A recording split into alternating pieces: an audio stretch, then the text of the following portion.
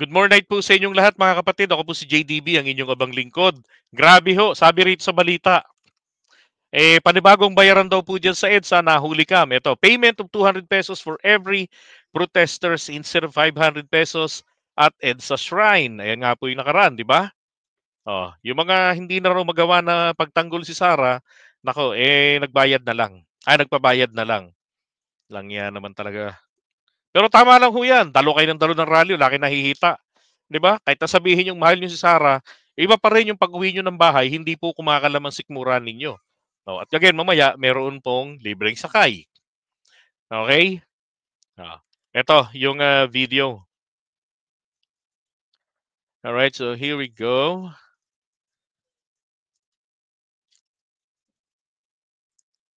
Okay.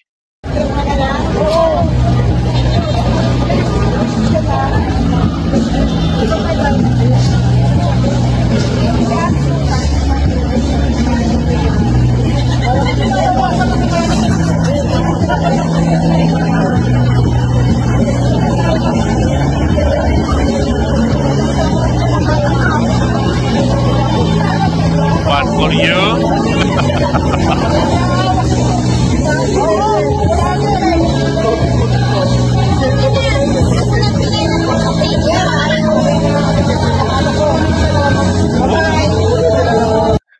Hindi, meron ngang isang video yung nawala akong video na-delete ko ata kahapon.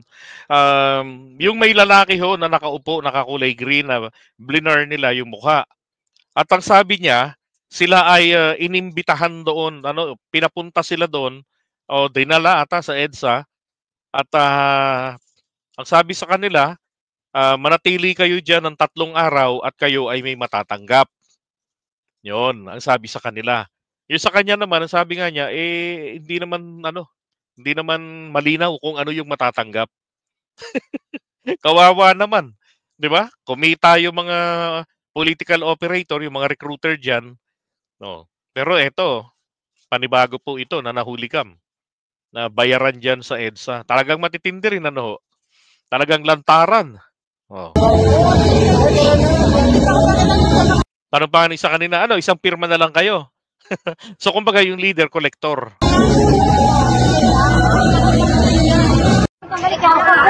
Ito yung nakaraan, yung palistahan. Marami hong nadismaya rito. Ito ho yung isa sa unang nahuli kam, bukod yung pagkakagulo sa pagkain. Na tanghali pang pinapunta, wala pang tanghalian, 'di ba? Ang binigay lang sa kanila doon chichirya. Buti sana kung piatos. Ito yung paglilista ng 200 pesos. Nakakala nila 500. Nagulat sila pagdating diyan, kailangan pang maglistahan kasi wala sila sa lista. Ayos, ang buto-buto. Ano yung mga sabi?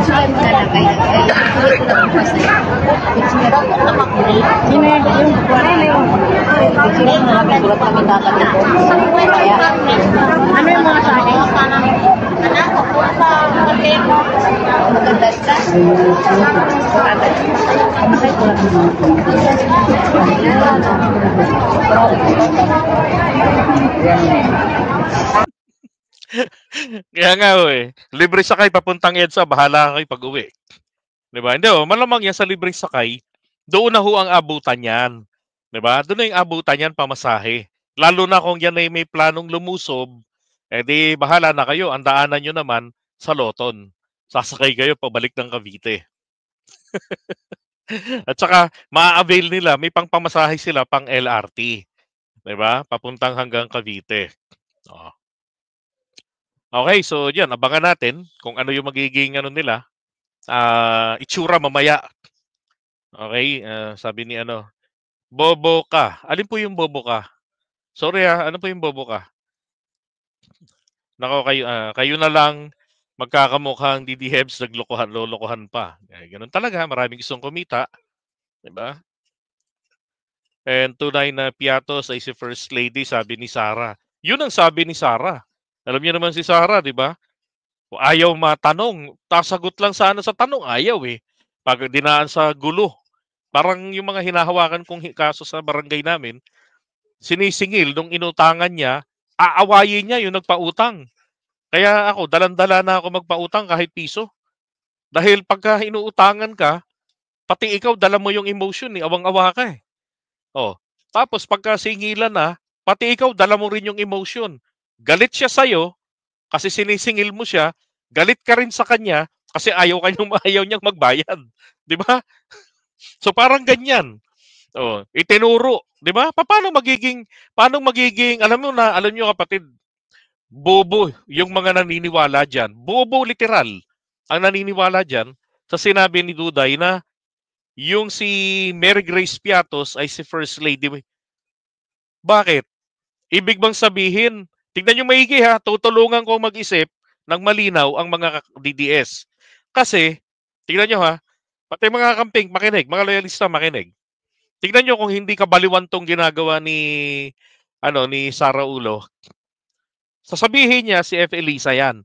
Yun pong acknowledgement receipt na pinagbayaran sa impormasyong ichinika ni Mary Grace Piatos. Ibig bang sabihin si F. Elisa ay naging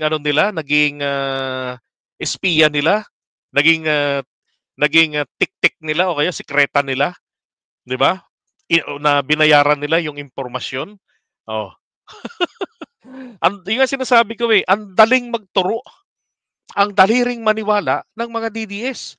Kahit na nagmumukha na silang mga bobo, patol pa rin sila, paniwala pa rin sila sa puon nila. 'Di ba? Ginagago na lang kayo.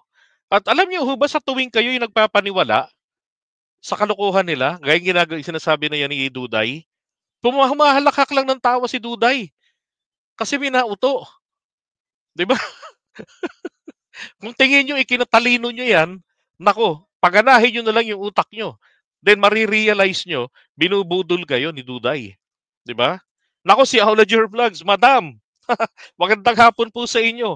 Sa akin mga kapatid, sa akin nga kapatid, wala nang nagbayad eh ng utang at tama ka, sila pang galit pag siningil mo dahil need mo na din. 'Di ba? Ikaw na mag-a-adjust.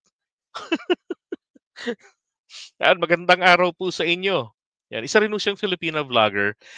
Nakatira po siya sa Australia.